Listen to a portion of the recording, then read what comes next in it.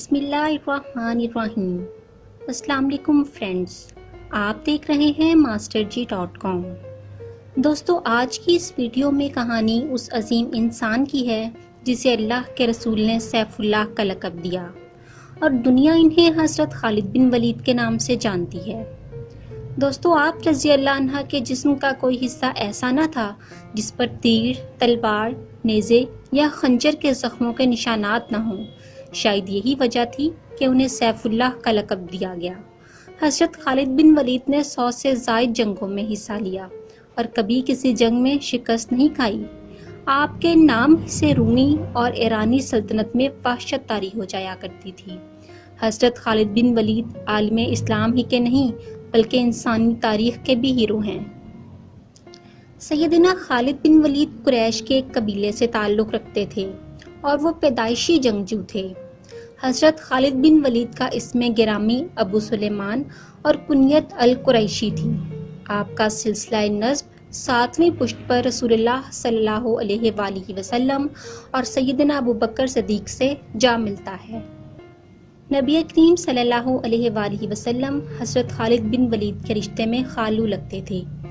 حضرت خالد بن ولید کی خالہ ام المومنین حضرت میمونہ رضی اللہ عنہا نبی کریم صلی اللہ علیہ وآلہ وسلم کی ازواج مطہرات میں شامل تھی۔ اسی نسبت سے حضرت خالد بن ولید کا نبی کریم صلی اللہ علیہ وآلہ وسلم سے خاندانی رشتہ تھا۔ آپ کے والد ولید بن مغیرہ نے ان کو جنگی حکمت عملی، تیر اندازی، گھڑ سواری، نیزہ بازی، تلوار زنی اور دشمن کی فوجوں پر چھپ کر وار کرنا جیسے تمام حربی علوم سکھائے تھے۔ عرب کا ہر جنگجو یہ سارے علوم سیکھتا تھا، لیکن شاید یہ ایک راز ہی تو تھا کہ قریش کا ایک جنگجو اس قدر بابرکت ثابت ہوا کہ اللہ کے رسول نے اسے سیف اللہ کا لقب عطا کیا۔ دوستو، حضرت خالد بن ولید نے 3 سال کے مختصر عرصے میں رومی اور ایرانی سلطنتوں کے پرخچے اڑا دیے۔ ان کے بعد آج تک تاریخ میں ان جیسی حکمت عملی کسی کو بھی نہ آ سکی۔ ان کے حیرت انگیز تاریخی کارناموں کے پیچھے سیدنا رسول اللہ صلی اللہ علیہ وآلہ وسلم کی دعا اور برکت شامل تھی۔ ایک مرتبہ حج کے موقع پر جب نبی کریم صلی اللہ علیہ وآلہ وسلم اپنے بال مبارک ترشوا رہے تھے تو حضرت خالد بن ولید نے وہ بال اٹھا لیے۔ آپ صلی اللہ علیہ وآلہ وسلم نے پوچھا، خالد، یہ کیا ماجرا ہے؟ انہوں نے جواب دیا، یا رسول اللہ، آپ کے بال مبارک میرے پاس رہیں گے تو ان سے برکت ہوگی۔ انشاءاللہ مجھے ہر جنگ میں فتح نصیب ہوگی۔ آپ نے فرمایا، ہاں، یہ بال تمہارے پاس رہیں گے اور میری دعا بھی تمہارے ساتھ رہے گی اور انشاءاللہ تم ہر جنگ میں فتح حاصل کرو گے۔ حضرت خالد بن ولید کا مسلمانوں سے پہلا تعارف اس وقت ہوا جب وہ غزوہ احد میں کفار کی طرف سے میدان میں آئے تھے۔ اس وقت آپ ایمان نہیں لائے تھے اور کفار کے اضافی گھڑ سوار دستوں کے سربراہ تھے۔ غزوہ احد میں رسول اللہ صلی اللہ علیہ وآلہ وسلم نے 50 تیر اندازوں کو ایک پہاڑی درے پر متعین فرمایا اور ان کو حکم دیا کہ جنگ کا جو مرضی نتیجہ نکلے آپ اپنی جگہ نہیں چھوڑیں گے۔ یہ فیصلہ آپ صلی اللہ علیہ وآلہ وسلم نے حضرت خالد بن ولید کے دستے کو دیکھتے ہوئے ہی فرمایا تھا۔ شروع میں جب مسلمانوں کو فتح ہونے لگی اور مال غنیمت سمیٹا جانے لگا تو ان 50 تیر اندازوں میں سے بیشتر نے حکم کی نافرمانی کرتے ہوئے اپنے اپنے مورچوں کو چھوڑ دیا اور نیچے اتر آئے۔ حضرت خالد بن ولید کی عقابی نگاہوں نے اس کمزوری کو بھانپتے ہوئے بھرپور فائدہ اٹھایا اور مسلمانوں پر حملہ کر دیا۔ آپ رضی اللہ عنہ کی اس جوابی کارروائی کا مسلمانوں کو شدید نقصان ہوا۔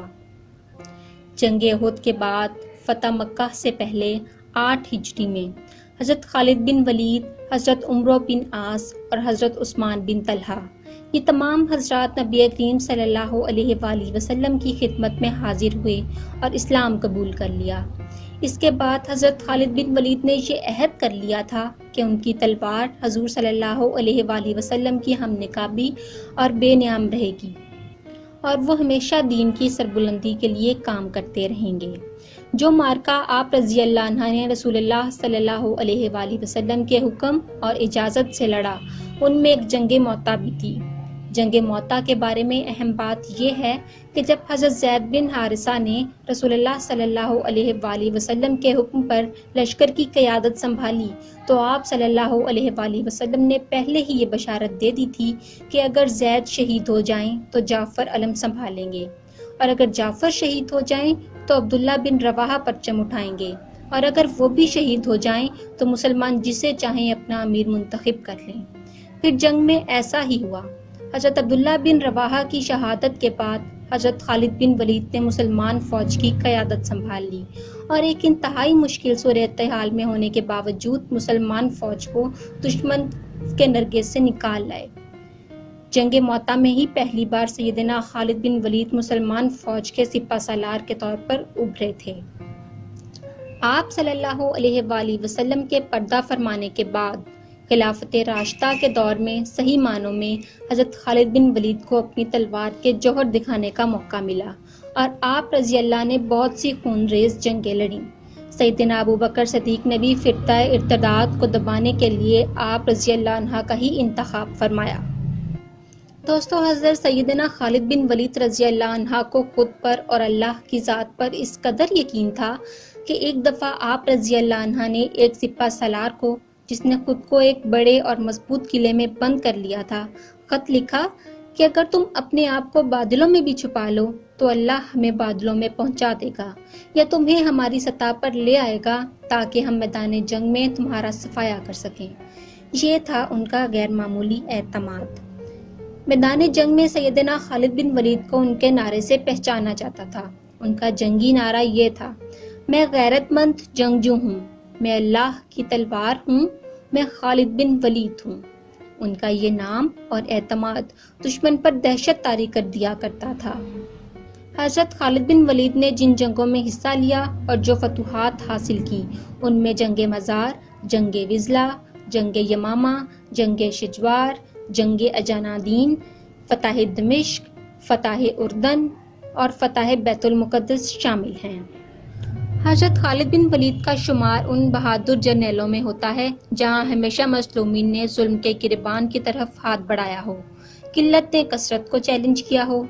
حضرت خالد بن ولید نے اپنی زندگی میں 125 کے قریب جنگیں لڑیں، جن میں ان کی فوجی طاقت دشمن کے مقابلے میں نہ ہونے کے برابر تھی، مگر ہر جنگ میں فتح حاصل ہوئی۔ شاید یہی وجہ تھی کہ انہیں سیف اللہ کا عظیم لقب عطا کیا گیا۔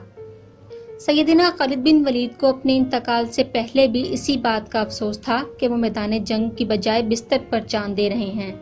حضرت خالد بن ولید نے 11 ہجری میں شام کے شہر حمص میں وفات پائی۔ اپنی وفات پر انہوں نے خلیفہ وقت حضرت عمر بن فاروق کے ہاتھوں اپنی جائیداد کی تقسیم کی وصیت فرمائی۔ ان کی جائیداد میں صرف ایک گھوڑا، ایک غلام اور چند ہتھیاروں کے سوا کچھ بھی نہ تھا۔ شام کے شہر حمص میں، جو دمشق سے 85 میل کے شمال جانب نہر الاس کے مشرقی کنارے پر واقع ہے، وہاں مسجد خالد بن ولید کی تعمیر کی گئی۔ مسجد کے اندرونی حصے کے ایک کونے میں اس مسلم جرنیل حضرت خالد بن ولید کا مزار واقع ہے۔ تو دوستو، یہ تھی اس عظیم مسلم جرنیل کی کہانی جنہوں نے ایک نہ ختم ہونے والی عظیم اسلامی تاریخ قائم کی۔ اس طرح کی مزید ویڈیوز اور اپڈیٹس کے لیے ہمارے چینل masterg.com کو لائک، شیئر اور سبسکرائب کریں۔ تب تک کے لیے خدا حافظ۔